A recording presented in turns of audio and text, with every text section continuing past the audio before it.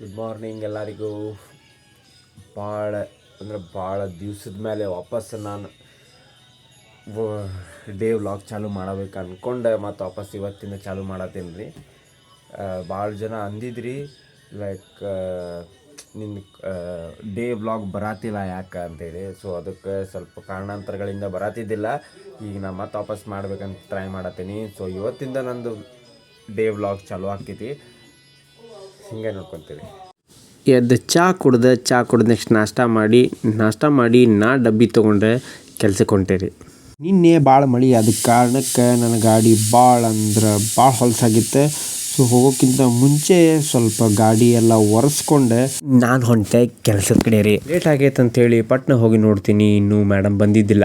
So madam ಬಂದಿಲ್ಲ ಅಂದ್ಕೊಳ್ಳಿ ಇನ್ನೊಂದು ಗಜ್ಜೆ ನಾಷ್ಟ ಮಾಡಿ ನಾನು ಕೆಲ್ಸಕ್ಕೆ ಹೋದೆ ರೀ. ಇವತ್ತಿಂದ ಎಲ್ಲ ಕೆಲಸವನ್ನು ಮುಗಿಸಿ ನಾನು ಹೊರಟಿದ್ದೆ ವಾಪಸ್ ಮನೆ ಕಡೆಗೆ ಹೋಗುವಾಗ ಅಮ್ಮ ಅಂದರು ಇವತ್ತು ಮಾರ್ಕೆಟಿಗೆ ಹೋಗ್ಬೇಕಂಥೇಳಿ. ಸೊ ನಮ್ಮ ಅಮ್ಮನ ಕರ್ಕೊಂಡು ನಾ ಮಾರ್ಕೆಟಿಗೆ ಹೋದೆ ರೀ.